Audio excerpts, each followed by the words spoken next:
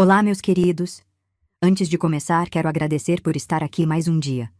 E se você é novo ou nova aqui, já se inscreve no nosso canal. Aqui tem muita coisa boa todos os dias. Eu tenho 86 anos e ainda sinto o calor daquele pano no rosto. Não era frio. Não era inverno. Era calor, minha filha. O tipo de calor que faz a terra rachar e a poeira subir em nuvens grossas quando alguém passa pela estrada. A época mais quente do ano no sul de Minas, quando o café está maduro nos pés e o ar tem aquele perfume doce e pesado que gruda na pele, que entra pelo nariz e se mistura com o suor. E eu caminhava assim, com um lenço de algodão grosso amarrado da testa até o queixo, cobrindo metade do meu rosto, como se eu fosse portadora de alguma coisa que o mundo não podia ver. Só que não tinha nada para esconder. Nada. Debaixo daquele pano só tinha a cara de uma menina. Uma cara comum, de quem comia arroz com feijão, tomava sol de manhã e dormia cedo. Mas meu pai decidiu que aquele rosto era perigoso. E quando ele decidia uma coisa, era como pregar prego em madeira de lei. Ninguém arrancava mais. Meu nome é Eulindina.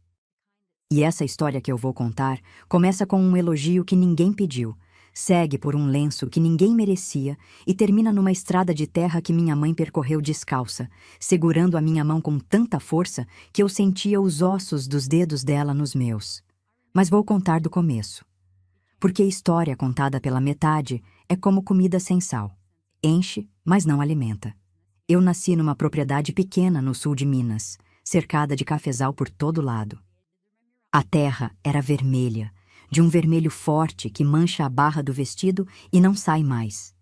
O terreiro de café ficava nos fundos da casa, e nas épocas de colheita o chão inteiro ficava coberto de grãos secando ao sol, espalhados como um tapete cor de ferrugem que ia de ponta a ponta.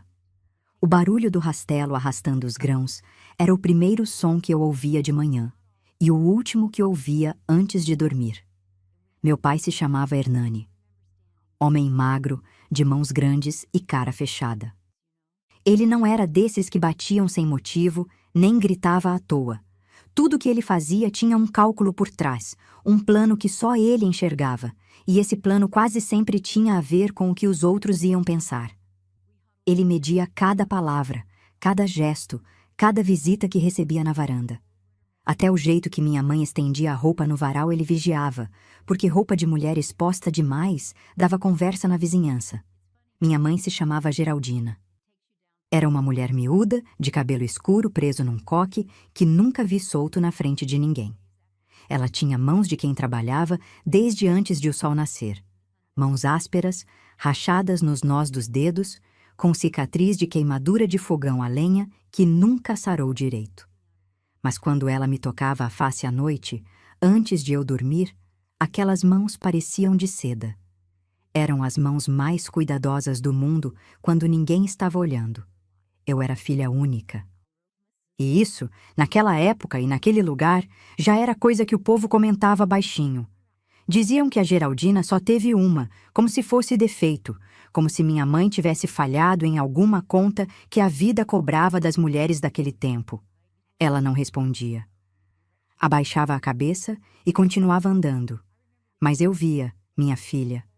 Eu via o maxilar dela apertar e os lábios sumirem numa linha fina que era puro silêncio sobre dor engolida. A nossa casa era simples. Paredes de taipa caiadas de branco, janelas de madeira que rangiam quando o vento da tarde empurrava. A cozinha ficava no fundo, separada do corpo principal por um corredor estreito, onde minha mãe pendurava ramos de alecrim e erva cidreira para secar. O cheiro daquele corredor é uma coisa que eu carrego até hoje. Cheiro de verde, de planta viva, misturada com fumaça velha de lenha. Era ali que eu ficava sentada no chão, ouvindo minha mãe mexer as panelas e cantarolar baixinho cantigas que ela aprendeu com a mãe dela. Do outro lado da cerca vivia a família do senhor Alcindo. Homem gordo, de riso fácil e bigode amarelado de fumo. Tinha uma porção de filhos. Eu nem sabia direito quantos, porque viviam correndo pelo terreiro como galinha solta. Mas tinha um deles que era diferente. Um menino de cabelo em pé, rebelde como o mato de beira de estrada, que tinha uns olhos claros que brilhavam quando o sol batia de lado. Eu não sabia o nome dele direito. Para mim era só o menino do seu Alcindo. E foi esse menino que começou tudo. Era dia de missa. O sino da capela tocava naquele repique arrastado que ecoava pelo vale inteiro, e o povo subia a ladeira de terra em fila, cada um com sua roupa melhor. Minha mãe tinha me vestido com um vestido de chita amarela que ela mesma costurou e tinha trançado meu cabelo com fita de cetim. Eu me lembro de ter me sentido bonita naquele dia. Era uma sensação rara para mim. Eu não pensava muito nisso. Não tinha espelho grande em casa. Só um pedacinho rachado pendurado na parede do quarto. Na saída da missa, o povo se juntava na praça em frente à capela para conversar. Era o momento da semana em que todo mundo se via, trocava novidade, fofoca, receita, promessa de visita. E foi ali, no meio daquele burburinho, que o menino do seu Alcindo parou, me olhou e falou alto. Alto o bastante para quem estava perto ouvir. Que eu era a menina mais bonita daquela vila toda. Falou assim, sem cerimônia, como quem comenta que o dia está quente. Eu nem entendi direito na hora. Fiquei parada, com o coração disparado, sem saber se ria ou se corria. As mulheres que estavam por perto riram, acharam graça em menino atrevido. Mas meu pai não riu. Eu não vi o rosto dele na hora. Só vi quando já estávamos no caminho de volta para casa. Ele ia na frente, passos largos, e minha mãe atrás, me puxando pela mão. Ninguém falou nada durante o caminho inteiro. Mas a calada do meu pai era diferente da calada normal. Era um silêncio que tinha peso, que tinha forma, que ocupava espaço como uma terceira pessoa caminhando entre nós. Quando chegamos em casa, ele foi direto para o quarto e fechou a porta. Minha mãe me deu um prato de comida e mandou eu comer na cozinha.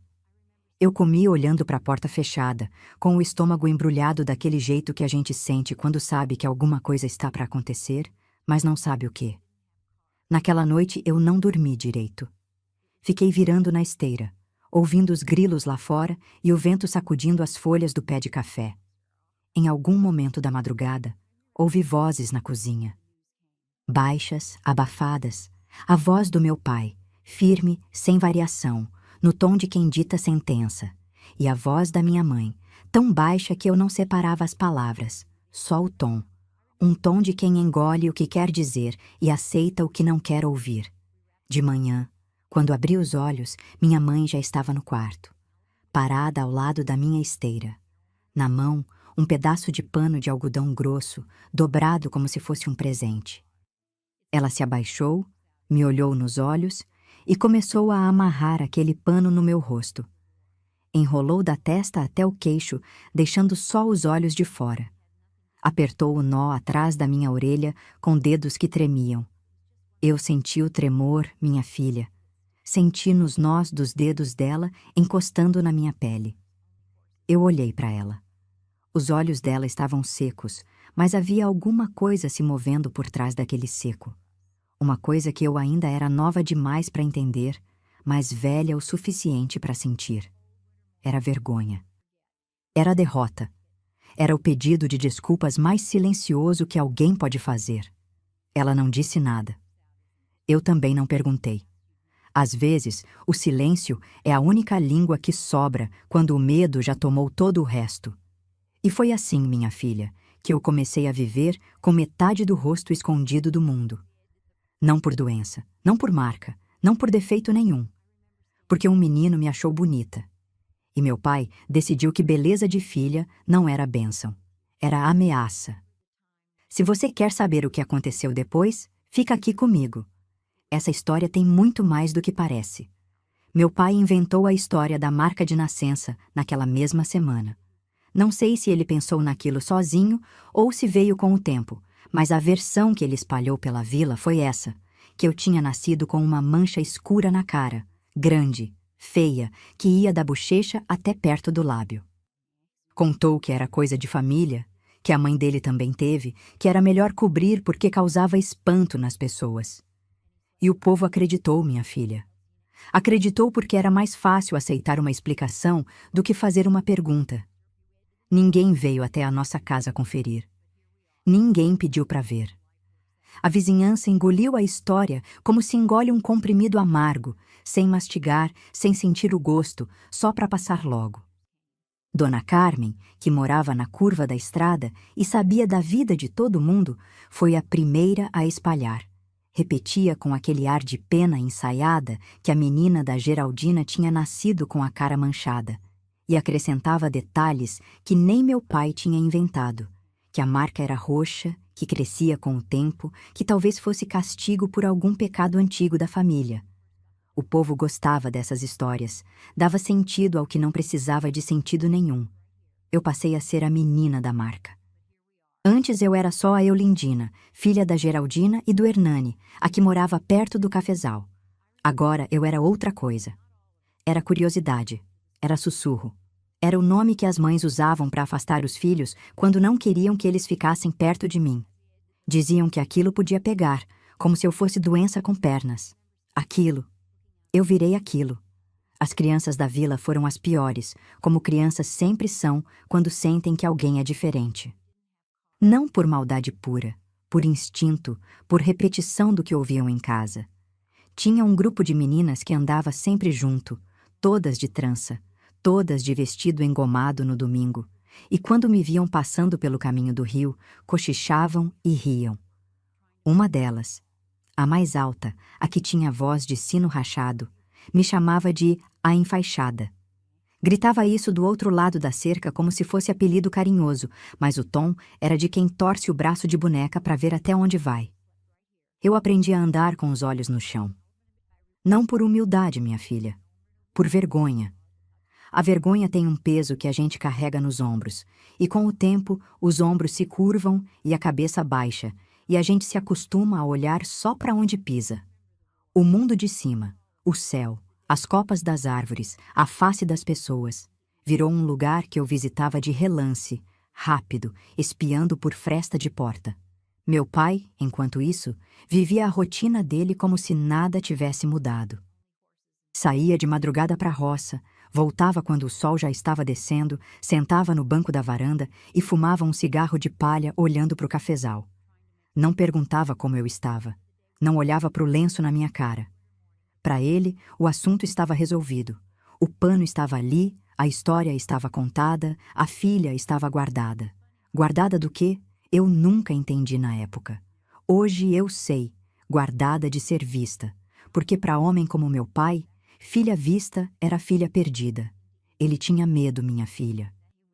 Eu demorei muitos anos para entender isso, mas meu pai tinha medo. Não medo de bicho, de tempestade, de perder a colheita. Medo de perder o controle. Medo de que a vida fizesse alguma coisa que ele não tinha planejado. E uma filha bonita que chamava a atenção de menino na porta da igreja era uma rachadura no muro que ele construiu ao redor da nossa família. E rachaduras, para ele, não se consertavam. Se tampavam. Com pano, com silêncio, com mentira. Minha mãe vivia nessa mudez, feito prisioneira de quarto sem janela. Ela se movia pela casa como sempre. Acordava antes de todos, acendia o fogão, esquentava a água, varria o terreiro, alimentava as galinhas, cozinhava o almoço, lavava a roupa no tanque de pedra que ficava embaixo do pé de goiaba. Fazia tudo com aquela precisão de quem repete os mesmos gestos há tantos anos que o corpo já sabe o caminho sozinho, sem precisar da cabeça. Mas eu notava coisas, minha filha. Notava que ela passava mais tempo que o normal olhando pela janela da cozinha, parada, com a mão apoiada na borda do fogão, como se esperasse alguém que nunca vinha. Notava que quando eu entrava no cômodo, ela desviava o olhar rápido, como se eu tivesse flagrado alguma coisa que ela queria esconder. E notava que à noite, quando meu pai já dormia e a casa ficava naquele silêncio grosso de interior, ela vinha até a minha esteira, se ajoelhava do meu lado e tirava o lenço do meu rosto com um cuidado que doía de tão bonito. Passava a mão na minha bochecha, devagar, como quem limpa uma imagem santa. E ficava me olhando com aquele olhar que eu nunca soube nomear direito. Um olhar que era amor e dor e promessa, tudo junto, sem separação, como três rios que se encontram e viram um só. Eram esses os únicos momentos em que eu me sentia inteira. De dia, com o pano, eu era metade. Metade de rosto, metade de gente, metade de menina. O mundo só via meus olhos e minhas mãos, e com o tempo, as pessoas pararam de procurar o resto. Eu virei um par de olhos que andava pela vila carregando um segredo que nem era segredo. Era invenção. Mas de noite, quando minha mãe tirava o pano, eu existia completa. Ela me ensinava coisas nessas horas. Pegava minha mão e ia guiando a agulha no tecido, ponto por ponto, ensinando bordado com paciência de santa. Me mostrava as plantas do quintal, qual servia para chá, qual servia para banho, qual era veneno disfarçado de flor. Me ensinava a ler usando um livro velho de catecismo que ela guardava escondido dentro de uma lata debaixo da cama, porque meu pai achava que mulher que lia demais ficava com ideia na cabeça. Ideia na cabeça.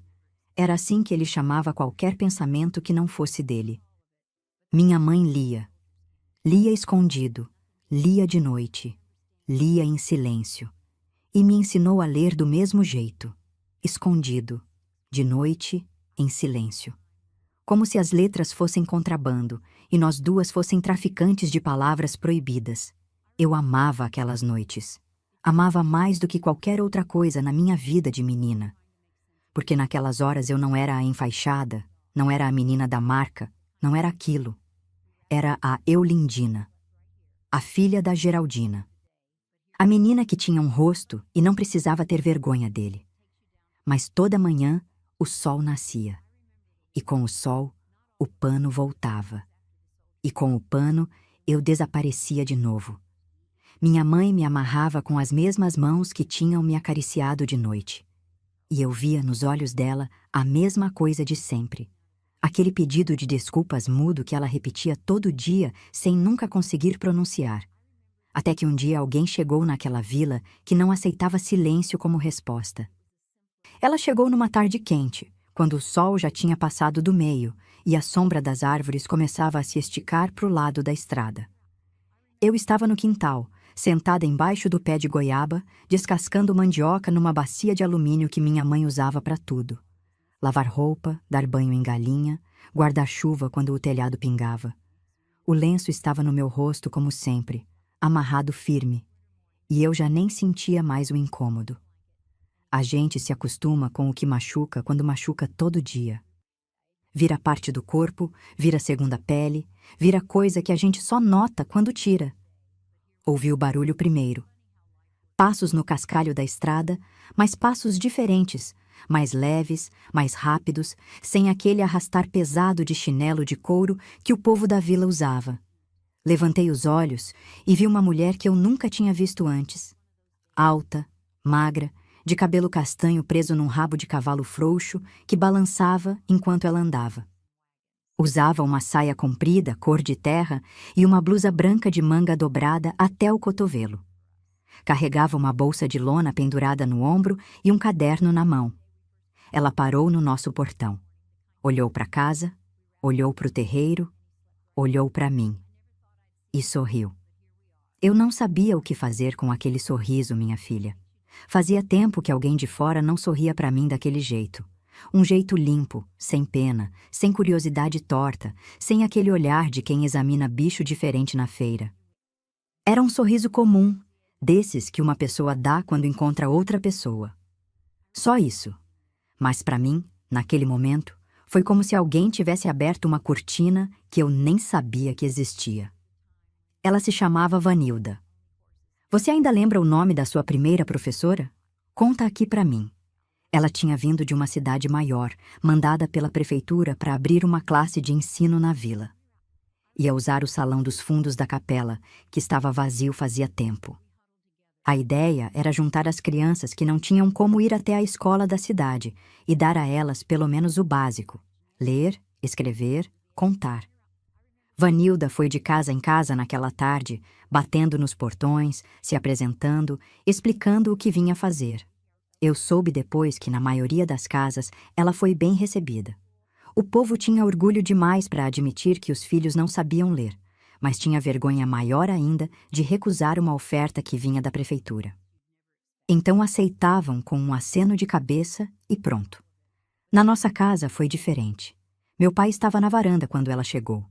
Tinha voltado da roça mais cedo naquele dia por causa de uma dor nas costas que o vinha perseguindo havia semanas. Estava sentado no banco de madeira, sem camisa, com uma toalha no ombro, fumando o cigarro de palha que ele enrolava com uma precisão quase religiosa. Quando viu a mulher no portão, não se levantou. Ficou olhando de longe, medindo, do jeito que ele media tudo, devagar, com os olhos apertados, do jeito de quem calcula o preço de uma coisa antes de decidir sequer. Abriu o portão e caminhou até a varanda. Se apresentou com voz firme, sem pressa. Explicou que estava organizando uma classe de estudo para crianças da região que seria no salão da capela, que não tinha custo nenhum, e que gostaria de convidar todas as crianças em idade de aprender. Meu pai ouviu tudo sem mexer um músculo do rosto. Quando ela terminou, deu uma tragada longa no cigarro, soltou a fumaça pelo canto da boca e respondeu seco que a dele não ia. Disse assim, sem explicação, como quem fecha uma porta e joga a chave fora. Não se moveu. Ficou parada, com o caderno encostado no peito, e perguntou o motivo. Meu pai olhou para ela como se a pergunta fosse uma ofensa. Ninguém perguntava o porquê para ele. Ninguém questionava. Naquela casa e naquela vila, a palavra dele era o ponto final de qualquer conversa. Ele disse que eu tinha uma condição, que não era boa ideia me misturar, que ele sabia o que era bom para a família dele. Ela ficou em silêncio um instante. Daquele silêncio que pesa, que ocupa a varanda inteira como cheiro de chuva antes de cair. Eu estava espiando de dentro da casa, escondida atrás do pano da porta que separava a cozinha do corredor. Via a cena recortada pela fresta, a postura rígida do meu pai, a calma estranha daquela mulher, o cigarro soltando fio de fumaça entre os dois, como se fosse uma linha dividindo o mundo em dois lados. Então, ela fez uma coisa que ninguém naquela vila fazia. Olhou para o meu pai, depois olhou para mim. Me olhou nos olhos, minha filha. Atravessou o pano da porta com aquele olhar, como se soubesse exatamente onde eu estava. E disse que entendia, mas que gostaria de voltar no dia seguinte para conversar com a minha mãe, se ele permitisse. Disse aquilo olhando para mim. Não para o meu pai. Para mim. Meu pai não respondeu. Ficou com o cigarro parado no ar, a boca entreaberta, como se alguém tivesse puxado a fala dele antes de sair. Vanilda agradeceu, deu boa tarde e saiu pelo portão com os mesmos passos leves com que tinha chegado.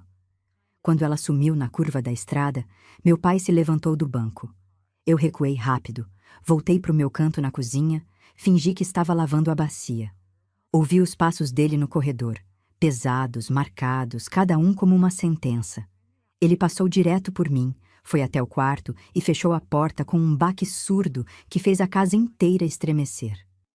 Naquela noite, a casa ficou mais silenciosa do que o normal. E o normal já era silêncio demais. Minha mãe serviu a janta sem falar. Meu pai comeu sem olhar para nenhuma de nós. Eu mastiguei arroz com gosto de medo, porque medo tem gosto, minha filha. É amargo, seco e gruda na garganta como farinha sem água. Depois da janta, meu pai chamou minha mãe para a sala. Eu fiquei na cozinha, mas a casa era tão pequena que eu ouvia o tom mesmo sem querer. Ele falou baixo, do jeito que falava quando queria ser obedecido sem precisar gritar. Pelo que eu consegui entender, disse que aquela mulher não ia voltar. Que se voltasse, minha mãe devia dizer que eu estava doente. Que ninguém ia tirar a filha dele de casa para encher a cabeça dela com coisa que não servia para nada. Minha mãe não respondeu. Ou se respondeu, foi tão baixo que eu não alcancei. Mas naquela madrugada, minha filha, eu ouvi outro som. Um som que eu conhecia de outras noites, mas que naquela vez veio diferente. Era o choro da minha mãe. Baixinho, contido, abafado no travesseiro, como sempre.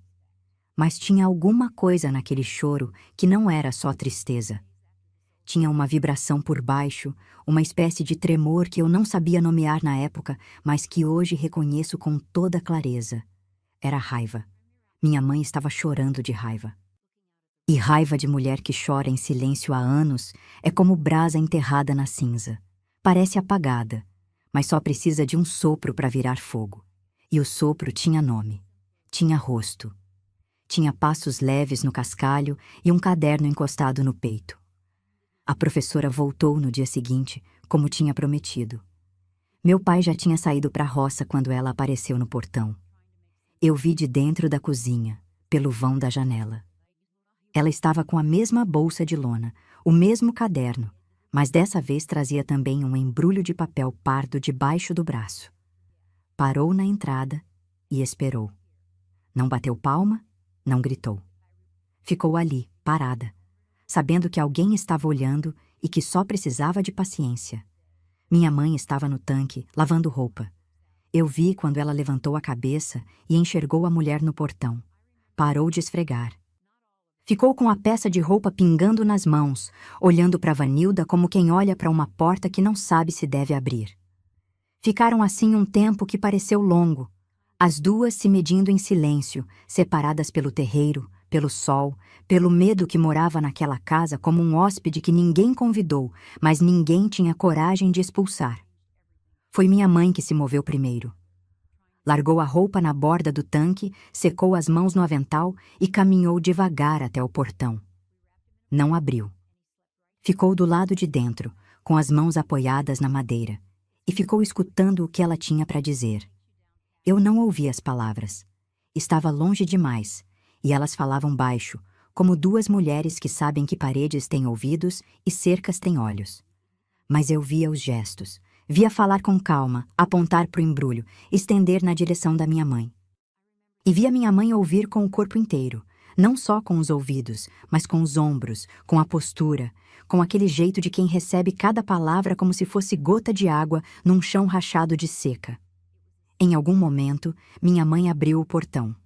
Não muito, só o suficiente para pegar o embrulho que Vanilda estendia. Pegou com as duas mãos, como se fosse coisa frágil, e apertou contra o peito. E disse mais alguma coisa, acenou com a cabeça, e foi embora pela estrada. Minha mãe ficou parada na cerca um bom tempo depois que ela saiu. Ficou olhando para o caminho vazio, com o embrulho no peito, e eu juro, minha filha, que vi os lábios dela se moverem, como se estivesse repetindo para si mesma alguma coisa que tinha acabado de ouvir e não queria esquecer. Quando ela entrou em casa, escondeu o embrulho debaixo da pilha de panos de prato no armário da cozinha. Eu fingi que não vi. Ela fingiu que eu não estava olhando. E a vida seguiu naquela tarde como se nada tivesse acontecido. O almoço no fogão, a roupa no varal, a quietude de sempre. Mas alguma coisa tinha mudado. Eu sentia. Era como quando o vento muda de direção antes da chuva. A gente não vê, não toca, mas o corpo todo sabe que vem coisa. Naquela noite, depois que meu pai dormiu, minha mãe veio até a minha esteira como sempre. Tirou o pano do meu rosto com aquele cuidado de sempre. Me acariciou a bochecha com o dorso da mão. Mas dessa vez ela fez uma coisa diferente. Pegou o embrulho de papel pardo que tinha escondido no armário, abriu devagar, para não fazer barulho, e tirou de dentro um livro. Não era um livro qualquer, minha filha. Era um livro de histórias, com capa dura, com desenhos por dentro, com letras grandes que até uma menina que mal sabia ler conseguia acompanhar. Era a coisa mais bonita que eu já tinha visto naquela casa. As páginas tinham cheiro de tinta nova, de coisa que acabou de nascer. E quando minha mãe abriu na primeira página, a luz do candeeiro fez as letras brilharem como se fossem feitas de ouro. Minha mãe encostou o livro no meu colo e começou a me mostrar as palavras. Ia passando o dedo por baixo de cada linha, devagar, e eu ia repetindo baixinho, num sussurro que mal saía da boca. Era como rezar, minha filha. Tinha a mesma cadência, o mesmo recolhimento, a mesma sensação de estar fazendo alguma coisa sagrada que o mundo lá fora não podia saber. Nós duas ali, no escuro, com o candeeiro tremendo, lendo um livro que uma estranha trouxe e que meu pai não podia ver. Aquilo era desobediência. Era a primeira vez que minha mãe fazia alguma coisa que ia contra a vontade dele de um jeito tão claro, tão concreto. Até então, as lições de bordado, as plantas do quintal, o catecismo velho, tudo aquilo podia ser explicado, podia ser disfarçado de obrigação de mulher. Mas um livro de histórias dado por uma professora de fora era outra coisa. Era escolha, era decisão. Era semente plantada em terra que meu pai achava que era só dele. Nos dias que se seguiram, abriu a classe no salão da capela. Eu não fui, claro. Meu pai tinha proibido e minha mãe não tinha como me levar sem que ele soubesse. Mas eu ficava imaginando como seria. Uma sala cheia de crianças sentadas em banco de madeira, uma lousa encostada na parede, o cheiro de giz misturado com cera de vela, e a voz ensinando o que as letras significavam quando se juntavam umas nas outras. Eu sabia disso porque ouvia as outras crianças da vila falando quando passavam pela nossa cerca. Elas iam e voltavam da classe todos os dias, e no caminho comentavam o que tinham aprendido, riam, brigavam, trocavam pedaço de lápis. Eu ouvia tudo de dentro do quintal, atrás do pé de goiaba, com o lenço no rosto e o coração apertado. Era como estar com fome e sentir o cheiro da comida na casa do vizinho. Alimentava e machucava ao mesmo tempo. Uma tarde, uma das meninas que passava pela cerca parou e me olhou. Era a mesma que me chamava de enfaixada, mas dessa vez ela não gritou apelido. Ficou me olhando com um ar diferente. Não era pena, não era maldade, era uma espécie de curiosidade nova, como se ela tivesse aprendido alguma coisa na classe que mudou o jeito dela de enxergar. Ficou ali uns instantes. Depois, seguiu caminhando sem dizer nada. Aquilo me doeu mais do que qualquer apelido, minha filha, porque apelido eu já sabia receber. Mas a mudez de quem está aprendendo coisas que eu não podia aprender, isso era um tipo de solidão que eu não conhecia ainda. Eu comecei a mudar por dentro naqueles dias. Não sei explicar direito, mas era como se alguma coisa estivesse crescendo no meu peito. Não era raiva, não era tristeza, era uma inquietação que não me deixava quieta. Eu olhava para o lenço toda manhã antes de minha mãe amarrar e sentia uma coisa nova. Antes eu aceitava o pano como aceitava o sol nascer, como parte da vida que não dependia de mim. Agora eu olhava e pensava que aquilo não estava certo. Não sabia ainda dizer porquê, não tinha as palavras, mas o sentimento estava ali, crescendo devagar como raiz debaixo da terra. Minha mãe também estava diferente. Eu percebia nos detalhes. Ela demorava mais tempo na janela da cozinha. Suspirava fundo quando achava que ninguém estava ouvindo. E à noite, quando meu pai dormia, ela tirava o livro do esconderijo e ficava passando as páginas sozinha, lendo calada, movendo os lábios sem som. Eu espiava da esteira e via a sombra dela na parede, curvada sobre o livro, iluminada pela chama fraca do candeeiro, parecendo outra mulher. Uma mulher que eu não conhecia ainda, mas que estava nascendo ali, naquele quarto escuro, uma página de cada vez. E então, chegou o dia em que meu pai descobriu o livro. Eu não vi quando ele achou. Só ouvi. Estava no quintal, tirando roupa do varal antes que o sereno molhasse, quando o barulho veio de dentro da casa. Não foi grito. Meu pai não gritava. Foi o som de alguma coisa batendo na parede. Um baque surdo, seco, que fez os passarinhos do pé de goiaba levantarem voo todos de uma vez. Depois veio o som de papel rasgando. Devagar, metódico, como quem arranca folha por folha de propósito, querendo que cada rasgo fosse ouvido. Eu larguei a roupa na bacia e corri até a porta da cozinha. Parei na soleira, sem coragem de entrar. Dali eu via o corredor e, pela fresta, um pedaço da sala. Meu pai estava de pé, com o livro nas mãos, ou o que sobrava dele.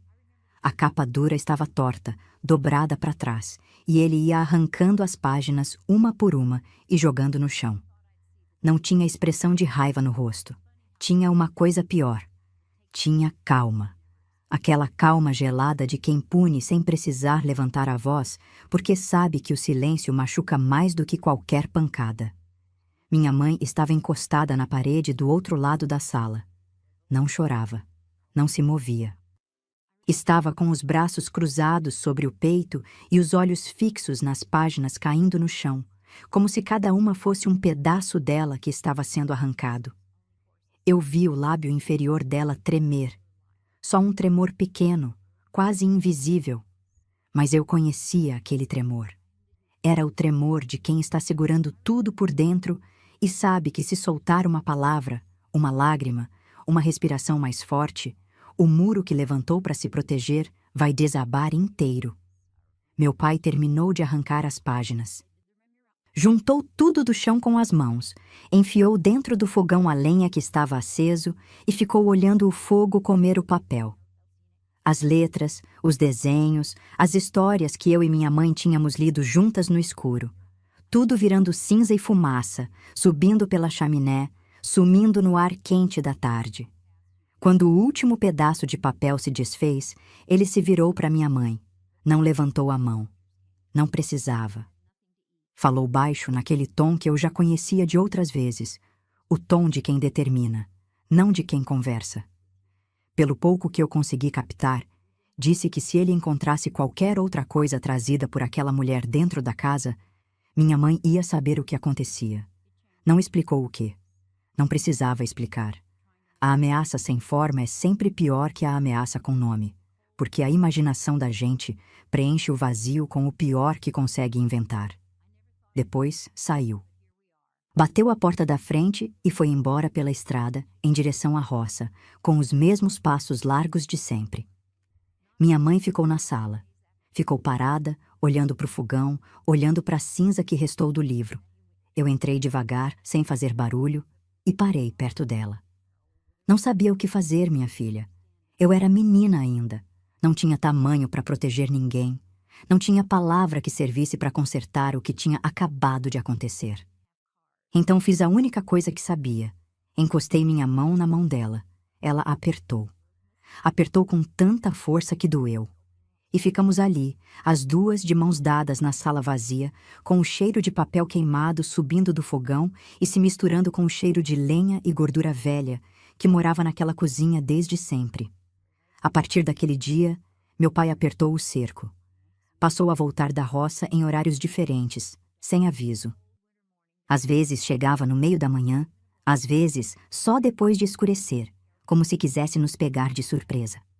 Olhava dentro dos armários, mexia na pilha de roupa, levantava a tampa das panelas como se procurasse alguma coisa escondida entre o arroz e o feijão. Vigiava as janelas, contava os passos da minha mãe, media o tempo que ela levava para ir e voltar do rio com a trouxa de roupa. Minha mãe se recolheu ainda mais. Parou de ficar na janela da cozinha. Parou de suspirar. Parou de cantar baixinho enquanto cozinhava. Andava pela casa como sombra. Presente, mas sem volume. Ali, mas sem estar de verdade. E as noites de leitura acabaram. O esconderijo debaixo da cama estava vazio. A lata de biscoito guardava só o catecismo velho de sempre, e o candeeiro ficava apagado mais cedo. O quarto voltou a ser só escuro e silêncio. Eu senti como se alguém tivesse tampado a última janela que restava. Aquelas noites de leitura eram o único pedaço de liberdade que eu e minha mãe tínhamos, e agora nem isso sobrava. O pano no rosto, que antes era só uma coisa que eu usava de dia, passou a pesar de noite também. Não no rosto, mas por dentro, como se eu carregasse um lenço invisível amarrado na alma. E Vanilda. Vanilda continuava na vila. Eu via a fumaça da chaminé do salão da capela nas manhãs frias, sinal de que a classe estava funcionando. Ouvia as crianças passando pela estrada, conversando sobre letras e números, com uma empolgação que me dava inveja e esperança ao mesmo tempo. E de vez em quando eu estava no quintal e olhava para a estrada, via ela passando ao longe. Ela nunca mais veio até o nosso portão, mas sempre que passava, olhava na direção da nossa casa. E eu sabia que ela estava me vendo, mesmo de longe, mesmo com o pano no rosto, mesmo com a cerca e o terreiro e toda aquela distância entre nós. Uma tarde, quando eu estava sozinha no quintal colhendo goiaba madura, ouvi um barulho na cerca dos fundos. Era a cerca que separava nosso terreno do seu Alcindo. Olhei e vi uma mão pequena passando por entre as ripas de madeira, segurando um pedaço de papel dobrado. Não vi quem era, só vi a mão. morena, de dedos finos, com um arranhão no polegar. Eu olhei para o papel. Olhei para casa. Meu pai não estava. Minha mãe estava na frente, varrendo o terreiro. Fui até a cerca, peguei o papel e enfiei dentro do bolso do vestido antes que alguém pudesse ver. Naquela noite, quando a casa toda dormia, eu tirei o papel do bolso debaixo da esteira e abri perto da fresta da janela, onde entrava um fio de luar. Era um bilhete. A letra era tremida, de criança, mas eu consegui ler porque minha mãe tinha me ensinado o suficiente para juntar as letras. O bilhete dizia poucas palavras. Dizia que a professora mandava me dizer que eu tinha lugar na classe quando eu pudesse ir, que ela ia guardar meu lugar, que eu não precisava do pano para entrar. Eu li aquelas palavras 3 vezes, 4, 5. Li até decorar, até cada letra estar gravada na minha cabeça com ferro quente. Depois dobrei o papel de novo, apertei contra o peito e chorei, minha filha. Chorei baixinho, do jeito que minha mãe me ensinou sem querer. O choro de mulher que aprendeu que lágrima em voz alta é luxo que a gente não pode se dar. Mas era um choro diferente do que eu chorava antes. Antes eu chorava de tristeza, de solidão, de vergonha. Naquela noite eu chorei porque alguém, em algum lugar, estava guardando um lugar para mim. Um lugar que existia mesmo que eu não pudesse ir até ele. Um lugar que me esperava. E uma coisa que eu aprendi, minha filha, é que não existe força maior no mundo do que saber que alguém está te esperando em algum lugar. Isso muda o jeito que a gente olha para o dia seguinte. Muda o peso do pano no rosto. Muda até o gosto do arroz com feijão. Eu guardei aquele bilhete como quem guarda relíquia.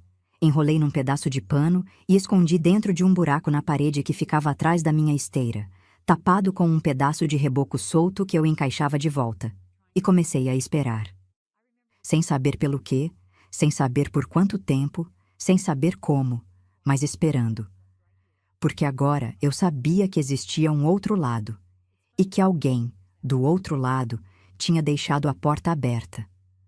O tempo foi passando do jeito que passa quando a gente vive presa, devagar por dentro, invisível por fora. Os dias se repetiam com uma monotonia que tinha gosto de coisa velha, requentada, servida sem tempero. Meu pai saía, minha mãe trabalhava, eu ficava no quintal com o pano no rosto e o bilhete escondido na parede. Ninguém falava do livro queimado, ninguém falava de Vanilda, ninguém falava de nada que importava. A casa inteira funcionava como um relógio que marca a hora certa, mas não sabe para quê. Eu ia ficando mais quieta. Não por obediência, minha filha, por cansaço. É diferente. Obediência tem decisão, tem escolha. A pessoa decide obedecer. Cansaço não. Cansaço é quando o corpo entrega antes da vontade. Quando o peso vai acumulando nos ombros, até que a gente para de tentar levantar a cabeça. Eu estava cansada de um jeito que menina nenhuma deveria estar. Cansada de esconder o rosto, cansada de andar de olho no chão, cansada de fingir que aquilo era normal.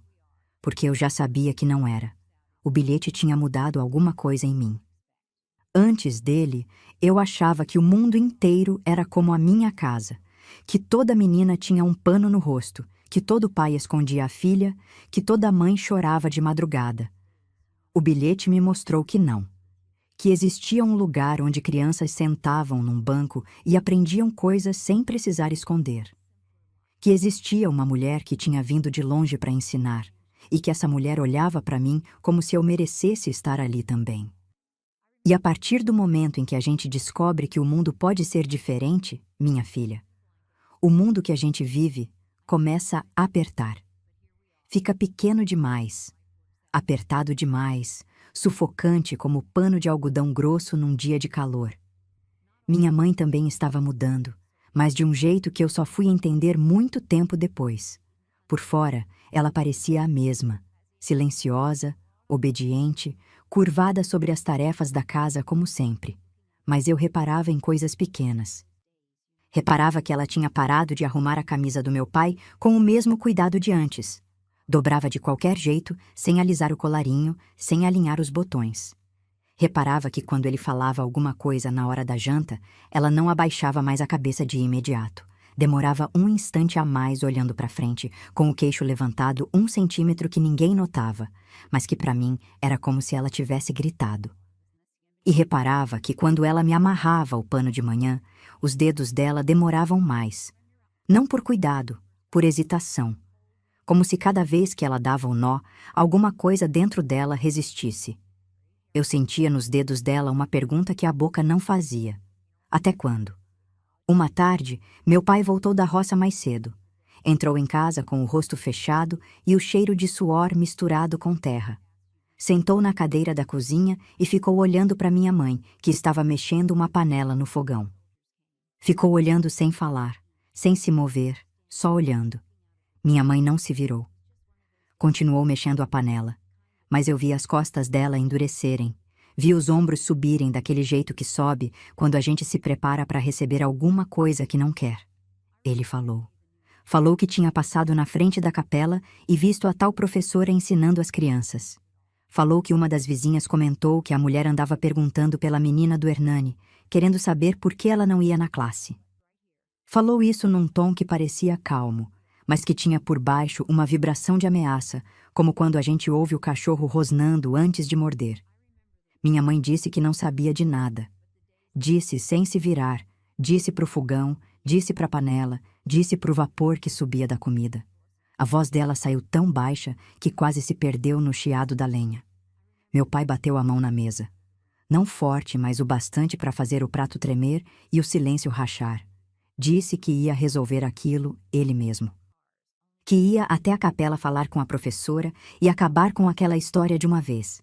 Que ninguém ia ficar perguntando pela filha dele como se ela fosse assunto de gente de fora. Levantou e saiu. Minha mãe ficou parada no fogão. A panela começou a borbulhar com mais força, o caldo subindo e escorrendo pela borda, pingando na chapa quente com um chiado que parecia grito abafado. Ela não mexeu. Ficou ali, com a colher na mão, olhando para um ponto fixo na parede, como se estivesse vendo alguma coisa que eu não podia enxergar. Eu me aproximei devagar. Encostei nela, de lado, com o ombro tocando o braço dela. Ela não se moveu. Mas eu senti o corpo dela inteiro tremendo. Não era o tremor de frio. Não era o tremor de choro. Era um tremor diferente, profundo, vindo de um lugar que ficava além dos ossos e dos músculos, um lugar onde a gente guarda as coisas que engoliu a vida inteira sem conseguir digerir. Ficamos ali não sei quanto tempo. O caldo derramou no fogão, fez fumaça, fez cheiro de queimado. Minha mãe não limpou, eu não limpei. Aquele cheiro de comida queimando ficou na cozinha como testemunha de alguma coisa que estava se rompendo ali, naquele instante, dentro da minha mãe. Meu pai voltou quando já estava escurecendo. Entrou em casa sem bater a porta, foi até a sala e sentou na cadeira de balanço que rangeu debaixo do peso dele. Não falou nada sobre a capela, não falou nada sobre ela. Mas tinha no rosto uma expressão satisfeita que me deu enjoo. A expressão de quem acredita que resolveu um problema e pode descansar. Minha mãe serviu a janta sem abrir a boca. Arroz, feijão, farinha, um pedaço de carne seca que ela refogou com cebola. Eu comi olhando para o meu prato. Meu pai comeu olhando para o dele. Minha mãe não comeu. Ficou sentada na ponta do banco, com as mãos no colo, olhando para o nada. Naquela noite, eu esperei meu pai dormir e fui até a esteira da minha mãe. Ela estava deitada de olhos abertos, olhando para o teto. Eu deitei do lado dela, encostei minha cabeça no braço dela e fiquei ali, sentindo a respiração dela subir e descer no ritmo lento de quem está pensando em coisas grandes demais para caber numa casa de taipa. Em algum momento, ela virou a cabeça e me olhou.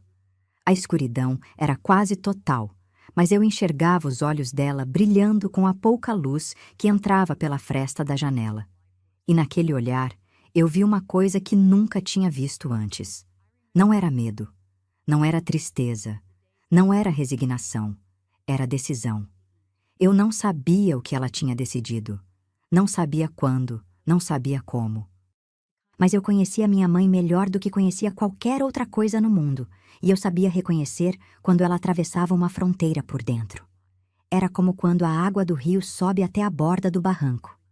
A gente fica olhando, olhando, esperando, e de repente ela transborda. Não faz barulho, não avisa. Simplesmente passa por cima de tudo que tentava segurar. Minha mãe tinha transbordado. E eu, menina de pano no rosto que não entendia metade do que estava acontecendo, senti pela primeira vez na vida uma coisa que eu não sentia havia muito tempo. Senti que alguma coisa ia mudar. Não sabia se para melhor, não sabia se para pior, mas ia mudar. Porque minha mãe tinha olhado para mim com olhos de mulher que já tomou uma decisão que não volta atrás. E mulher que decide em silêncio, minha filha, é a força mais perigosa que existe. Porque quando ela finalmente se move, ninguém está preparado. Uns dias depois daquela noite, minha mãe começou a agir de um jeito que eu não entendia na hora, mas que hoje, olhando para trás, vejo com toda a clareza. Ela estava se preparando. Em silêncio, sem pressa, sem chamar atenção, como quem costura um vestido por baixo da mesa enquanto finge que está remendando pano de prato. Começou com coisas pequenas. Eu notei que ela passou a guardar comida de um jeito diferente. Separava punhados de farinha num saquinho de pano que escondia no fundo do armário, atrás das panelas que ninguém usava. Juntava pedaços de rapadura enrolados em folha de bananeira. Secava tiras de carne ao sol quando meu pai estava na roça e guardava num pote de barro que ficava debaixo do fogão, onde ele nunca olhava. Eram porções pequenas que não faziam falta na despensa, mas que iam se acumulando devagar como formiga que carrega grão por grão. Eu observava tudo sem perguntar. Tinha aprendido com ela que certas coisas não se perguntam. Se espera, se confia, se acompanha de longe, como quem segue o rio sem saber onde ele vai desaguar. Depois da comida, vieram as roupas. Uma tarde, enquanto meu pai dormia, o cochilo depois do almoço, minha mãe abriu o baú que ficava no canto do quarto. Aquele baú de madeira escura, com dobradiças de ferro, que ela trouxe quando se casou e que ninguém mexia fazia tempo. Eu estava espiando pelo vão da porta e vi ela tirar de dentro um vestido. Estava dobrado com tanto cuidado que parecia guardado para alguma ocasião especial que nunca chegou. Era de um tecido estampado com flores miúdas, cor de vinho com detalhe em creme. E quando ela desdobrou e segurou na frente do corpo, eu vi que era vestido de moça. Da época em que minha mãe era jovem, antes do casamento, antes do pano, antes de tudo. Ela ficou olhando para o vestido um instante. Passou a mão no tecido como quem acaricia a lembrança de quem já foi. Depois dobrou de novo, com o mesmo cuidado, e colocou no fundo de uma trouxa de pano que estava montando em cima da cama. Junto com o vestido, colocou 2 mudas de roupa minha. Uma saia e uma blusa que ela tinha costurado havia pouco. E um porta-retrato pequeno, de madeira, que guardava dentro do baú desde que eu me entendia por gente. Eu nunca tinha visto a foto de perto, mas sabia que era de família, porque minha mãe olhava para ela às vezes com aquele olhar de quem conversa com gente que não está mais ali. A trouxa ficou escondida debaixo da cama, atrás do baú, coberta com um lençol velho que se confundia com a poeira do chão. Ninguém ia notar. Meu pai não se abaixava para olhar debaixo de cama. Achava que o chão era lugar de bicho e de gente sem dignidade. Eu entendi, minha filha. Não com a cabeça, porque eu ainda era menina e não sabia calcular o que aquilo significava. Entendi com o corpo. Entendi com o aperto no peito, com o frio na barriga, com o coração que acelerou e não parou mais. Minha mãe estava juntando coisas para ir embora. E eu soube, naquele instante, que ela ia me levar junto. Nos dias que se seguiram, eu vivi num estado que eu não sei descrever direito. Era medo e era esperança, tudo misturado, tudo ao mesmo tempo, como quando chove e faz sol e a gente não sabe se corre para dentro ou se fica parada admirando. Eu olhava para o meu pai na hora da janta e pensava que talvez fosse uma das últimas vezes. Olhava para casa, para o terreiro, para o pé de goiaba, para o cafezal e tentava gravar tudo na memória, como se estivesse me despedindo de coisas que ainda estavam ali. E tinha a questão da professora. Desde que meu pai foi até a capela resolver as coisas, eu não tinha mais notícia dela. As crianças continuavam passando pela estrada, mas falavam menos, riam menos, como se alguma coisa tivesse mudado na classe também. Eu não sabia o que meu pai tinha dito ou feito, mas sabia que ele tinha um jeito de falar com as pessoas que não deixava espaço para resposta. Ele não ameaçava com palavras claras, ele ameaçava com presença, com tom, com aquele olhar de quem avisa sem avisar. Uma tarde, eu estava sentada no quintal quando ouvi vozes na estrada. Eram duas vizinhas conversando alto, sem se importar com quem ouvisse. Uma delas comentou que a professora ia embora, que a prefeitura tinha mandado recado dizendo que a classe ia fechar porque não tinha estrutura suficiente. A outra respondeu que todo mundo sabia que não era a prefeitura. Era o Hernani, que tinha ido reclamar, que tinha espalhado que a mulher estava causando problema, metendo o nariz onde não devia. Eu senti o chão sumir debaixo de mim, minha filha. Vanilda ia embora. O lugar que ela tinha guardado para mim ia sumir com ela. O bilhete que eu escondi na parede ia virar promessa morta, palavra que ninguém ia poder cumprir. Corri para dentro de casa e achei minha mãe na cozinha. Ela estava de costas, lavando louça no balde. Eu cheguei perto e, sem pensar, sem calcular, contei o que tinha ouvido. Falei baixo, rápido, atropelando as palavras, porque o medo de ser ouvida pelo meu pai era maior do que a vontade de falar direito. Minha mãe parou de lavar. Ficou com as mãos dentro da água, imóvel, olhando para a parede. Ficou assim tanto tempo que eu pensei que ela não tinha me ouvido.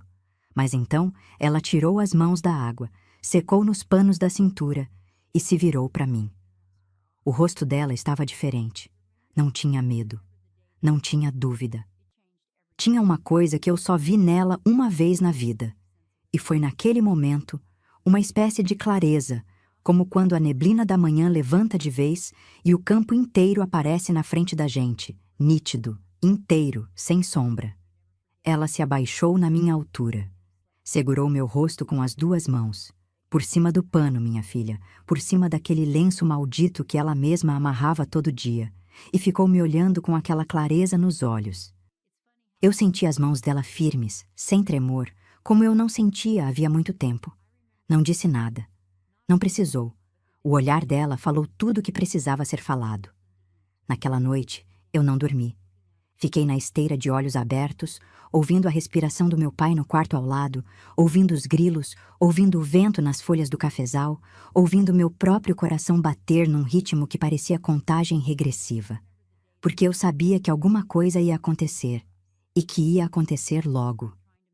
Aconteceu antes do sol esquentar. Eu estava dormindo quando senti a mão da minha mãe no meu ombro. Não foi um toque de acordar, foi um toque de urgência contida, firme, daqueles que dizem tudo sem fazer barulho. Abri os olhos e vi o rosto dela muito perto do meu, recortado pela luz fraca que entrava pela janela. A madrugada ainda estava ali, cinzenta, com aquele cheiro de orvalho e terra molhada que o interior tem nas primeiras horas. Ela me fez sinal para levantar. Eu obedeci sem perguntar, sem pensar, movida por um instinto que era maior que qualquer medo. Levantei da esteira, calcei os chinelos que ficavam do lado e fui atrás dela pelo corredor escuro. Cada passo que eu dava era medido para não fazer o assoalho ranger. Cada respiração era controlada para não sair mais forte do que devia. A casa inteira parecia estar dormindo, mas eu sabia que qualquer barulho podia acordar meu pai, e se ele acordasse, tudo acabava antes de começar. Minha mãe já estava vestida. Não com a roupa de casa, não com o avental de todo dia. Estava com uma saia comprida escura e uma blusa limpa de botão, o cabelo preso firme no coque de sempre, mas com uma presilha que eu nunca tinha visto. Pequena, discreta, como se fosse um detalhe de vaidade que ela guardou para um momento que merecia. Nos pés, os sapatos que ela só usava para ir à missa. Era como se ela tivesse se arrumado para uma ocasião que não tinha nome, mas que era a mais importante da vida dela. A trouxa estava pronta na cozinha, amarrada com um nó firme do tamanho certo para carregar no ombro sem atrapalhar a caminhada. Minha mãe pegou a trouxa com uma mão e estendeu a outra para mim. Eu peguei. E naquele instante, minha filha, Eu senti os dedos dela nos meus com uma força que eu nunca tinha sentido antes. Não era aperto de medo, não era aperto de nervoso. Era aperto de quem sabe exatamente o que está fazendo e não vai largar por nada.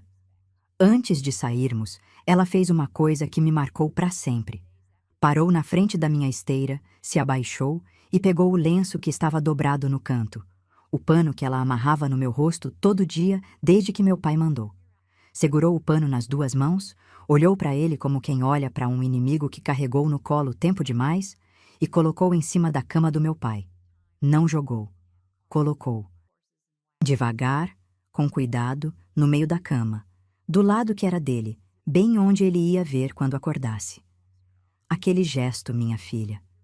Aquele gesto disse mais do que qualquer palavra que ela pudesse ter dito. Era devolução. Era recusa. Era uma mulher dizendo com as mãos que o peso que ela carregou até ali ficava naquela casa porque não pertencia mais a ela. Saímos pela porta dos fundos, a que dava para o quintal e para o caminho do cafezal. O portão dos fundos era de madeira velha e rangia quando abria, então minha mãe levantou a trava devagar, centímetro por centímetro, segurando a respiração. Quando o portão abriu sem fazer barulho, ela olhou para trás uma última vez. Não para o quarto do meu pai, não para a sala, não para a cozinha. Olhou para o fogão a lenha. Aquele fogão onde ela passou anos da vida dela esquentando água, cozinhando feijão, queimando as mãos na chapa quente sem reclamar.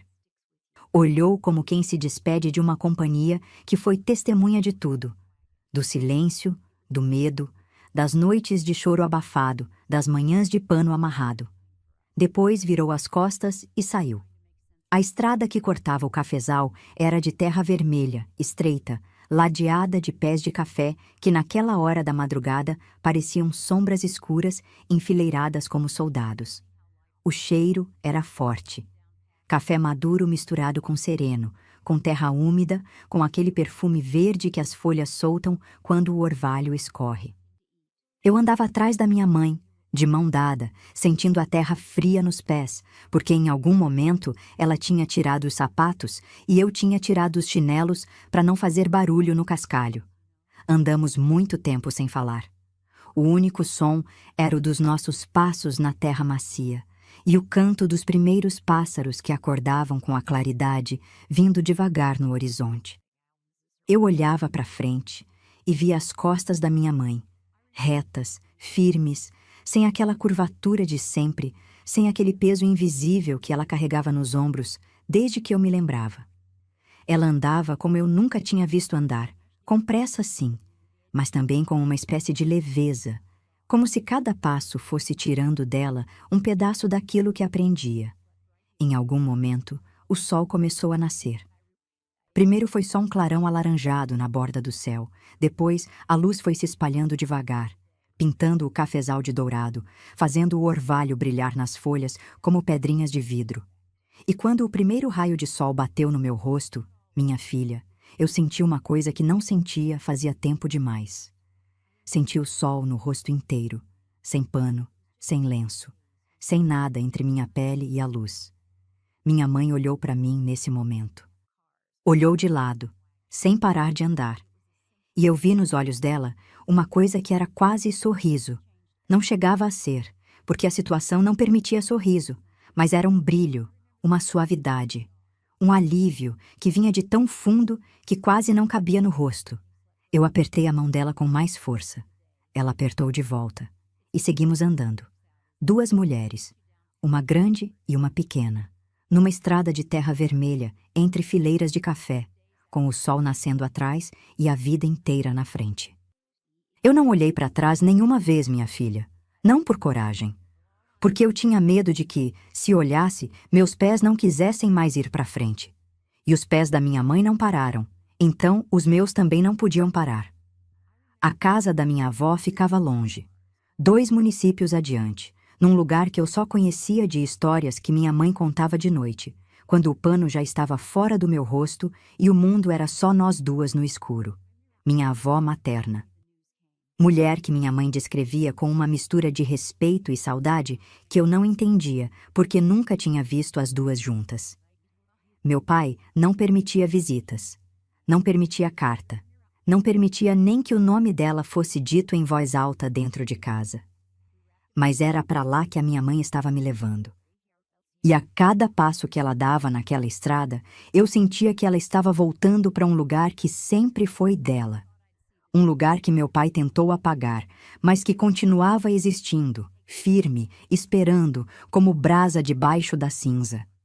Chegamos na casa da minha avó quando o sol já estava alto e as sombras tinham encolhido debaixo das árvores como bichos se escondendo do calor. Eu estava com os pés em carne viva. A estrada de terra que parecia fresca de madrugada foi virando brasa conforme o dia esquentava, e cada pedrinha, cada graveto, cada torrão seco foi deixando marca na sola dos meus pés, como se a terra estivesse cobrando pedágio pela minha liberdade. Minha mãe carregava a trouxa num ombro e eu no outro, porque nas últimas horas de caminhada eu já não aguentava mais andar sozinha, e ela me puxou para o colo com uma força que eu não sabia que existia dentro daquele corpo miúdo. A casa da minha avó ficava numa cidadezinha pequena, espremida entre morros, com ruas de paralelepípedo irregular e um cheiro permanente de lenha queimada que vinha das cozinhas abertas. Eu tinha estado ali poucas vezes na vida. Meu pai não gostava de visitar a sogra, e minha avó não gostava de visitar meu pai, então os encontros eram raros e sempre carregados de uma tensão muda que eu na época não entendia, mas que era feita de coisas engolidas que nenhum dos dois digeriu. Minha avó se chamava Deuselina. Era mulher pequena, seca, de pele escura curtida de sol e mãos nodosas que pareciam raízes de árvore velha. Tinha a coluna curvada dos anos, mas caminhava com uma firmeza que desmente qualquer fraqueza. O rosto dela era duro, marcado de rugas fundas que iam da testa ao queixo como sulcos de enxada na terra, e os olhos. Minha filha, os olhos da minha avó eram a coisa mais viva que eu já vi num rosto humano. Eram olhos que tinham visto muito, aguentado muito, e que por isso mesmo não se abaixavam para ninguém. Quando ela nos viu no portão, parou no meio do terreiro com a vassoura na mão. Ficou olhando para nós. Para minha mãe com a trouxa no ombro e os sapatos cobertos de poeira. Para mim com os pés sangrando e o rosto descoberto. E não perguntou nada. Não perguntou por quê. Não perguntou o que aconteceu. Não perguntou onde estava meu pai. Largou a vassoura no chão, atravessou o terreiro, abriu o portão e nos puxou para dentro com os 2 braços. Eu me lembro do abraço dela, minha filha. Me lembro porque foi diferente de qualquer abraço que eu tinha recebido na vida. Não era abraço de carinho, era abraço de proteção. Era abraço de mulher que está fechando uma cerca ao redor de quem ama e avisando o mundo que dali não passa ninguém. Ela nos apertou contra o corpo com uma força que não combinava com o tamanho dela, e eu senti o cheiro da roupa dela. Sabonete de glicerina misturado com fumaça de fogão e um toque de cravo que ela usava para espantar traça do guarda-roupa. Depois do abraço, ela nos levou para dentro e fechou a porta. Fechou com tranca, com ferrolho, com tudo que a porta tinha. E aí sim, minha filha, aí sim minha mãe chorou. Chorou de um jeito que eu nunca tinha visto. Não era o choro baixinho da madrugada, abafado no travesseiro, contido como tudo que ela fazia naquela casa. Era um choro aberto, largo, de boca aberta e corpo inteiro. Ela sentou no chão da cozinha da minha avó, com a trouxa no colo, e chorou como se estivesse vomitando tudo que engoliu durante anos. Cada silêncio, cada pano amarrado, cada manhã fingindo que estava tudo bem quando nada estava. Minha avó deixou ela chorar. Não disse para parar, não disse que ia ficar tudo bem, não tentou consertar nada com palavras. Sentou do lado dela no chão, passou o braço por cima dos ombros dela e ficou ali, quieta, segurando a filha, como a filha segurou a neta na estrada. Eu fiquei de pé, encostada na parede, olhando para aquela cena, e alguma coisa dentro de mim entendeu que aquele choro não era tristeza, era limpeza. Minha mãe estava se lavando por dentro de tudo que sujou ela naqueles anos. Minha avó cuidou dos meus pés naquela tarde. Esquentou água com folha de tanchagem e sal grosso, me sentou numa cadeira e foi lavando cada ferida com uma paciência que parecia oração. As mãos dela eram ásperas, mas o toque era leve, preciso, de quem já cuidou de muita coisa machucada na vida. Enquanto lavava, ela olhava para o meu rosto. Olhava demoradamente, como quem examina uma coisa que não via há tempo e quer conferir se está inteira. Em algum momento, ela passou a mão na minha bochecha. Devagar, com o polegar, do mesmo jeito que minha mãe fazia de noite quando tirava o pano, e eu vi os olhos dela se encherem de água. Foi a única vez na vida que vi minha avó quase chorar. Ela engoliu, apertou o maxilar daquele jeito que minha mãe também fazia e voltou a cuidar dos meus pés sem falar nada. Naquela noite, minha avó nos deu a cama do quarto dos fundos. Arrumou o lençol limpo, colocou um ramo de alfazema debaixo do travesseiro e acendeu uma vela no canto do quarto que fez as sombras dançarem na parede como se estivessem comemorando alguma coisa. Eu deitei ao lado da minha mãe, que já tinha parado de chorar e estava com os olhos inchados e o rosto lavado. Ela me puxou para perto, me encaixou debaixo do braço e ficou alisando meu cabelo até eu dormir. Mas eu não dormi direito. Porque no meio da noite eu acordei com um barulho que me gelou o sangue. Batidas no portão. Fortes, secas, repetidas. O tipo de batida que não pede licença, que exige. Eu sentei na cama de um pulo. Minha mãe sentou junto e eu senti o corpo dela inteiro endurecer como tábua. Ficamos ali, no escuro, ouvindo as batidas e sabendo, as duas, quem estava do outro lado. Meu pai tinha vindo buscar a gente. Eu comecei a tremer, minha filha. Tremer de um jeito que eu não controlava. Os braços, as pernas, o queixo, tudo sacudindo como se eu estivesse com febre alta. Minha mãe me abraçou apertado, me segurou contra o peito dela e eu senti o coração dela batendo rápido, tão rápido quanto o meu, mas o corpo dela não tremia. Estava duro, tenso, mas não tremia. Ela estava com medo, mas não estava fraca. E essa diferença, minha filha, é uma coisa que eu levo comigo até hoje. A gente pode ter medo e ainda assim ficar de pé. Ouvi passos no corredor. Eram passos da minha avó. Reconheci pelo arrastar do chinelo no chão de cimento. Ela passou pela porta do nosso quarto sem parar, foi até a frente da casa e eu ouvi o barulho do ferrolho sendo aberto. Não a porta, só o ferrolho da janela que ficava ao lado da porta.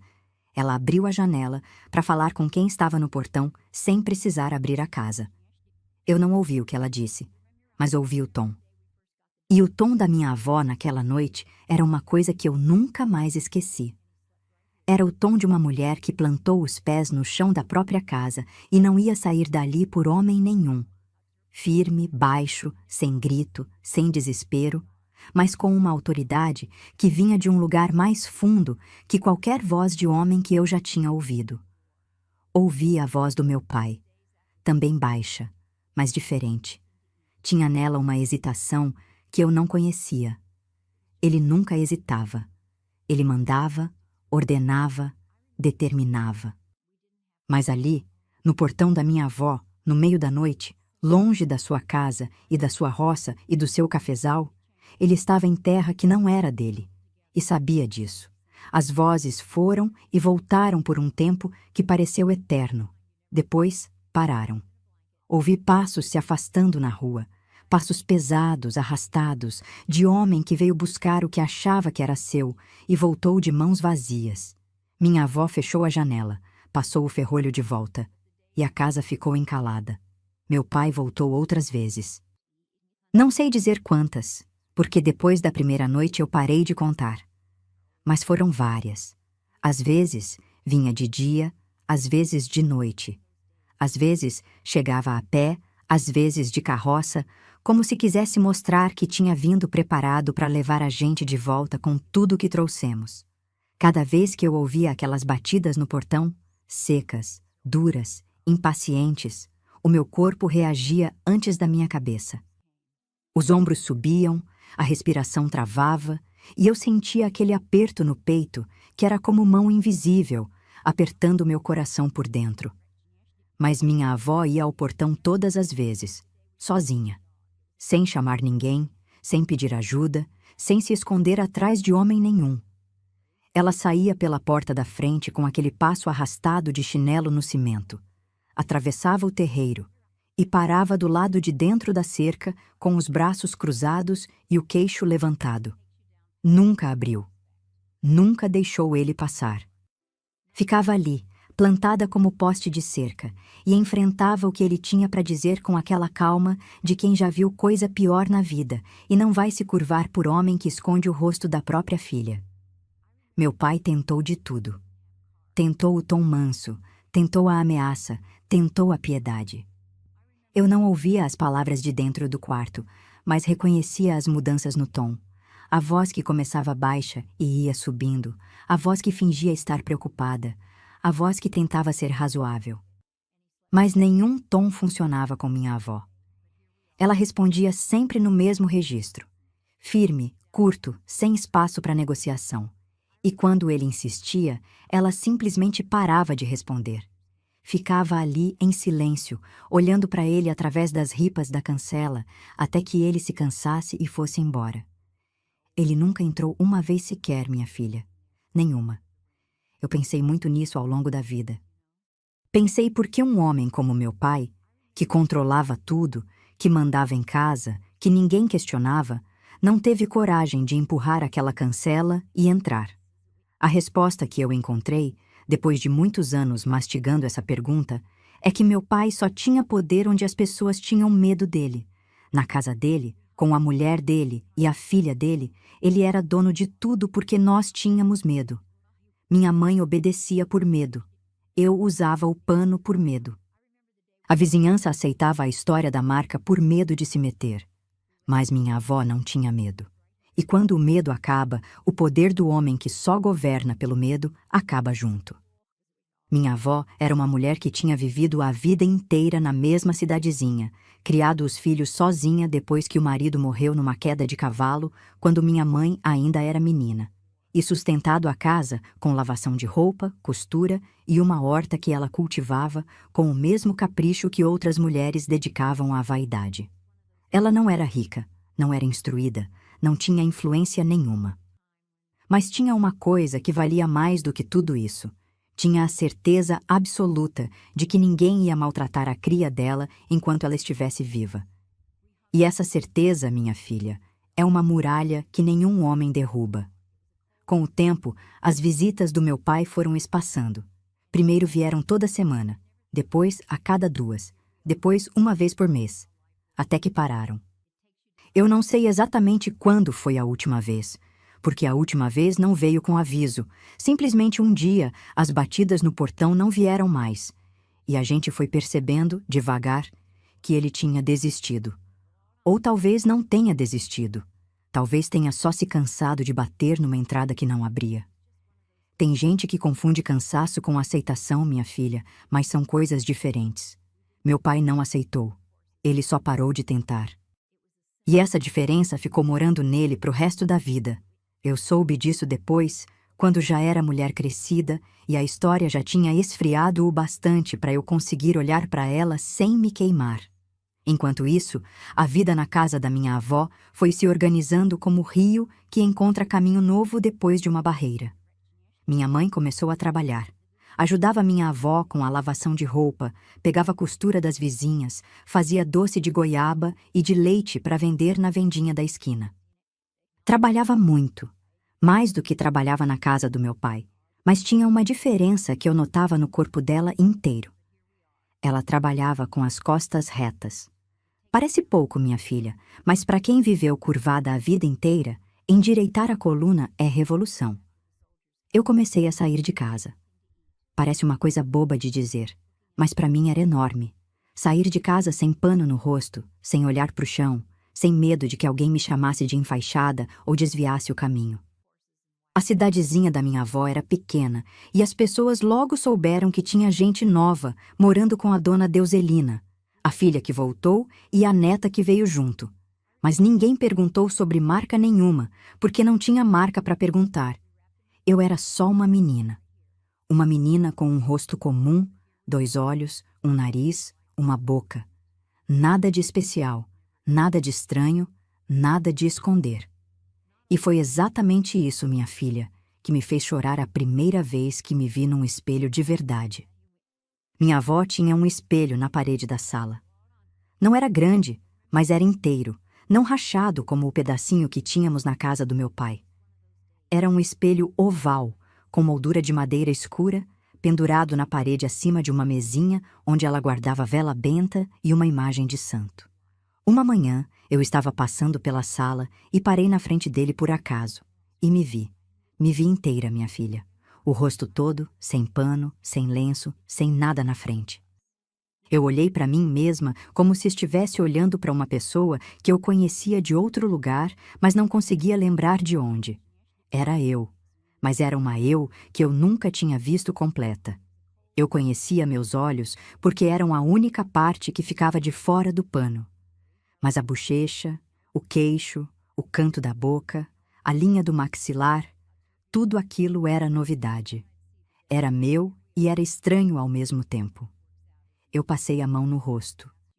Devagar, como minha mãe fazia de noite, como minha avó fez quando lavou meus pés. Toquei cada parte como quem confere se está tudo no lugar depois de uma viagem longa.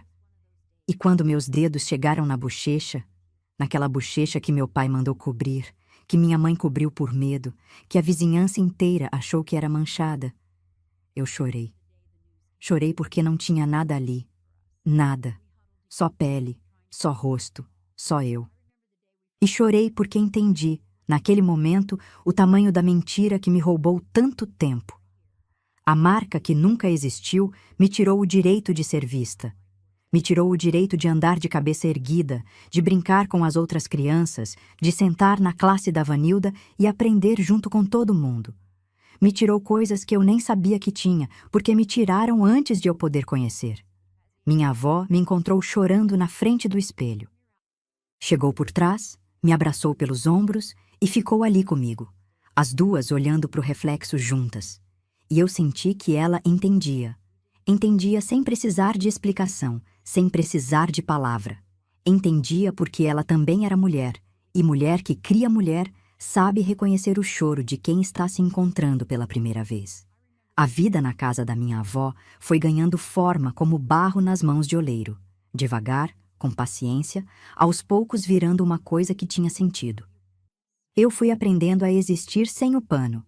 Parece estranho dizer isso, minha filha, mas foi um aprendizado. Não é só tirar o lenço do rosto e pronto. É tirar o lenço de dentro da gente, porque o pano que meu pai mandou amarrar na minha cara também se amarrou na minha alma. E esse demorou mais para soltar. Eu ainda andava de cabeça baixa nos primeiros tempos. Ainda desviava o olhar quando alguém me olhava de frente. Ainda levava a mão ao rosto por instinto quando ouvia riso de criança na rua, como se o corpo esperasse que o pano estivesse ali e se assustasse de não encontrar. Minha avó percebia. Ela não falava muito. Não era mulher de discurso, de conselho comprido, de lição de moral. Mas fazia coisas. Quando me via andando de cabeça baixa, ela me chamava para o terreiro e me pedia para estender a roupa no varal. Para estender roupa, a gente tem que levantar os braços, levantar o queixo, olhar para cima. E ela ficava ali do lado, me vendo erguer os lençóis brancos contra o sol, e não dizia nada, mas eu sabia o que ela estava fazendo. Estava me ensinando a olhar para cima de novo, sem usar palavra nenhuma. Minha mãe foi se transformando de um jeito que me deixava assustada e orgulhosa ao mesmo tempo. Ela começou a falar mais. Na casa do meu pai, ela quase não falava. Respondia quando perguntada, concordava quando mandada, e no resto do tempo era silêncio. Na casa da minha avó, ela foi soltando a voz aos poucos, como o pássaro que fica tanto tempo em gaiola que esquece que sabe cantar. Primeiro foram coisas pequenas, comentários sobre o tempo, sobre a comida, sobre o preço do sabão na venda. Depois foram coisas maiores. Opiniões, vontades, planos. Eu ouvia minha mãe dizer que queria aprender a costurar vestido de festa porque dava mais dinheiro. Ouvia ela dizer que queria que eu estudasse. Ouvia ela rir. Rir de verdade, com a boca aberta e o corpo sacudindo. De uma bobagem que minha avó contava enquanto as duas lavavam roupa no tanque. Aquele riso, minha filha. Eu podia viver mais 100 anos, e aquele riso ainda ia ser o som mais bonito que eu já ouvi na vida. Até que chegou o dia em que minha mãe decidiu voltar. Não para ficar, para buscar o que era dela.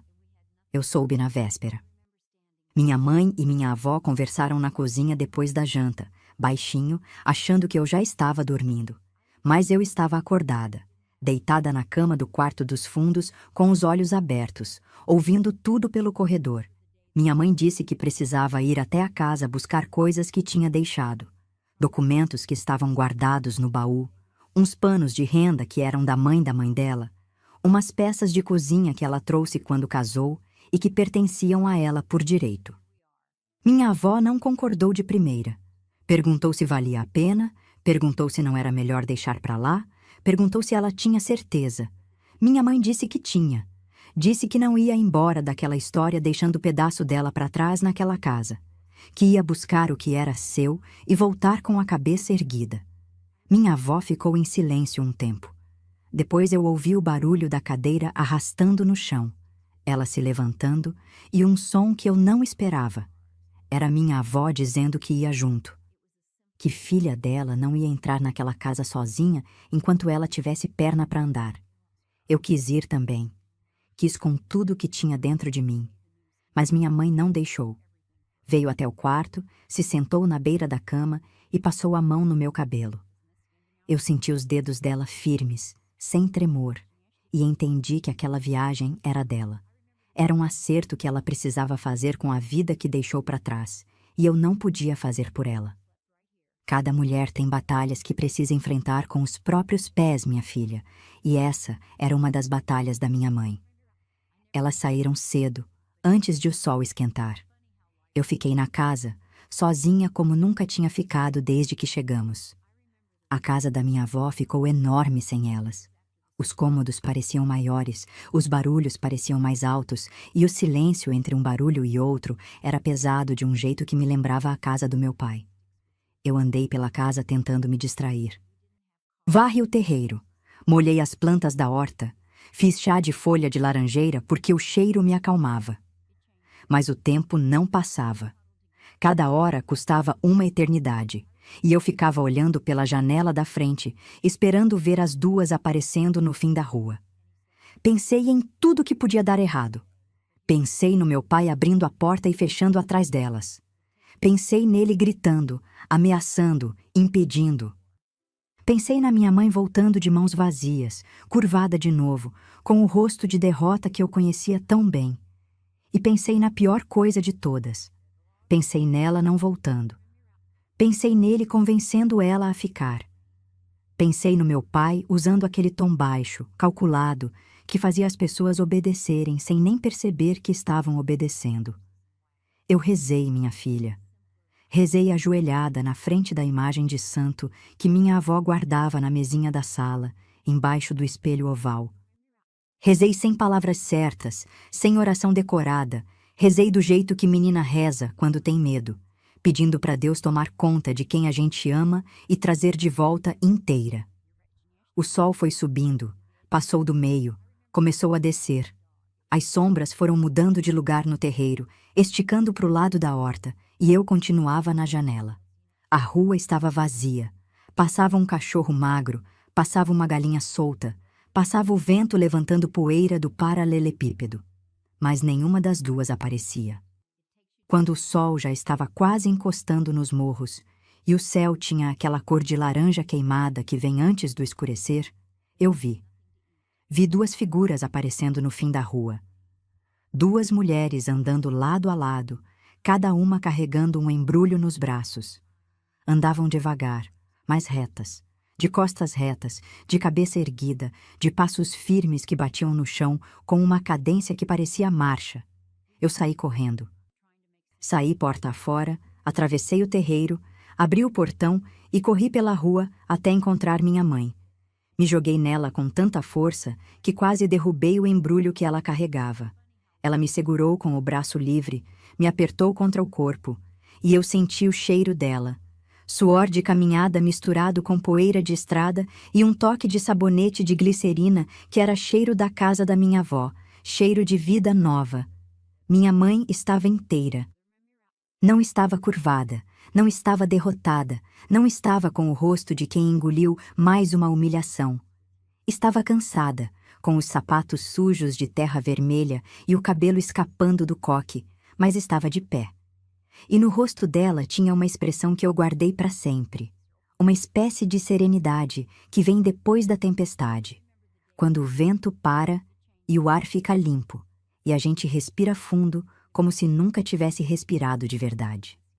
Minha avó vinha logo atrás, com o outro embrulho e o mesmo passo firme de sempre.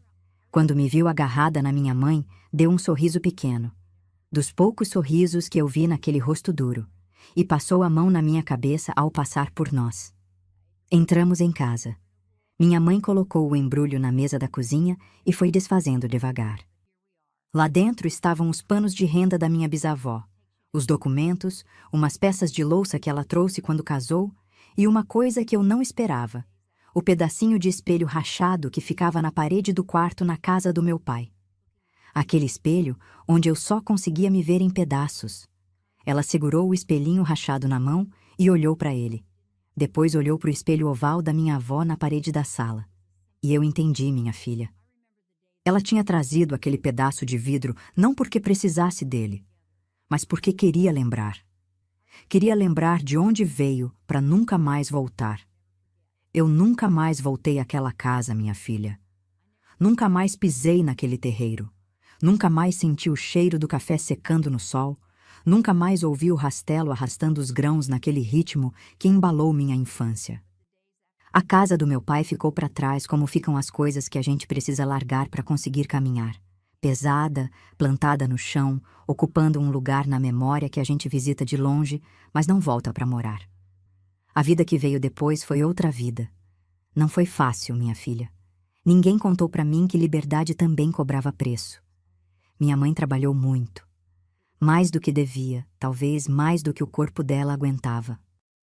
Costurava até tarde, lavava roupa de manhã cedo, fazia doce para vender e ainda arrumava tempo para sentar comigo à noite e me ensinar o que ela sabia. Mas fazia tudo diferente. Fazia com a voz solta, com o riso fácil, com aquela leveza de quem tirou um peso das costas que carregou tempo demais. Eu fui estudar. Não na classe da Vanilda, que já tinha ido embora quando a gente chegou na cidadezinha da minha avó. Mas numa escola pequena, que ficava perto da praça, mantida pela paróquia, onde uma freira de voz mansa ensinava as meninas da região a ler, escrever e fazer conta.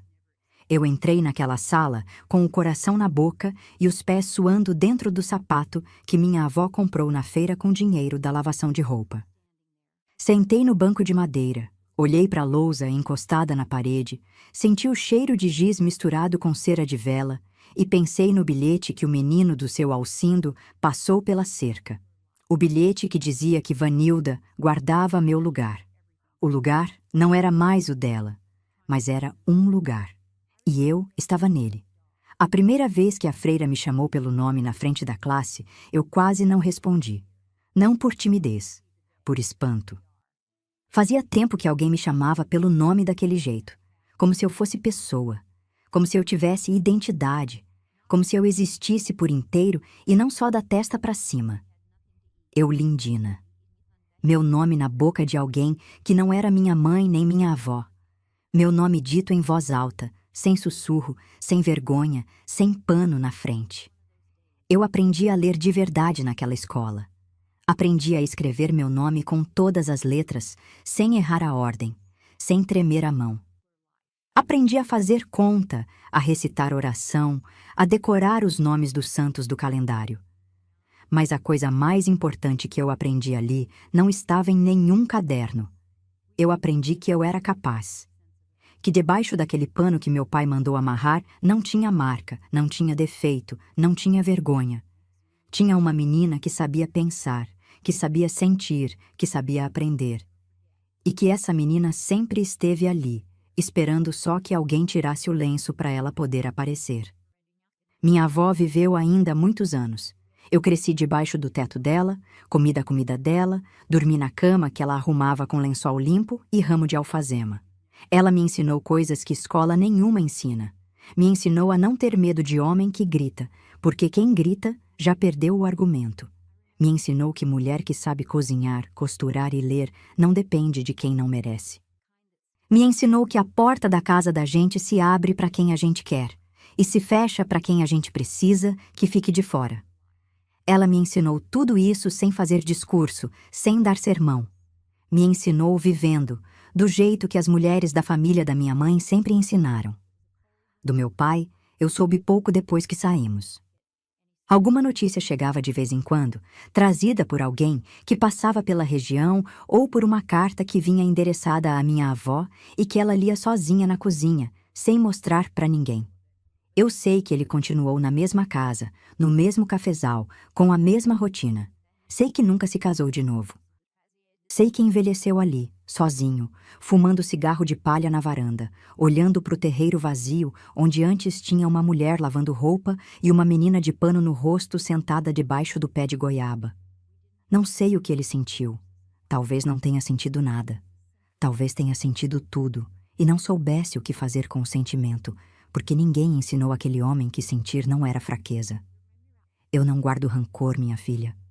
Demorei muito tempo para chegar nesse lugar, mas cheguei. O rancor é como carregar o pano no rosto por vontade própria. A gente continua escondida mesmo depois que ninguém está mais mandando esconder. Eu soltei o pano, soltei a raiva, soltei o nome do meu pai de dentro do peito, onde ele ficou preso durante anos, e deixei ir embora como cinza que o vento leva. Minha mãe viveu o resto da vida na cidadezinha da minha avó. Envelheceu ali. Trabalhou ali, foi feliz ali, de uma felicidade simples, sem barulho, feita de coisas pequenas como estender roupa no varal sem medo, rir alto na cozinha e dormir de noite sem chorar. Ela nunca mais usou aquela voz baixa de quando vivia com meu pai. Nunca mais abaixou a cabeça quando alguém falava com ela. E nunca mais amarrou pano no rosto de ninguém. Eu me casei, tive filhos, tive netos. Construí uma vida que tem chão firme, que tem parede reta, que tem porta que eu abro e fecho quando eu quero. Mas tem manhãs, minha filha, em que eu acordo e a primeira coisa que faço é levar a mão ao rosto. Passo os dedos na bochecha, no queixo, na testa. Confiro que não tem nada ali. E toda vez que sinto só a minha pele, só o meu rosto, só eu respiro fundo e agradeço.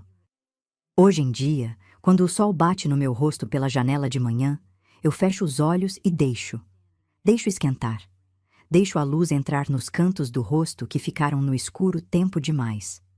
Deixo o sol me ver inteira, com as rugas, com as marcas dos anos, com tudo que a vida foi desenhando na minha pele, desde que minha mãe soltou minha mão na estrada de terra e eu comecei a caminhar sozinha.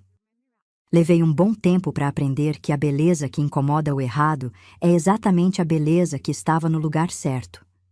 Que não era eu que estava fora do lugar, era o medo do meu pai que não cabia no mundo.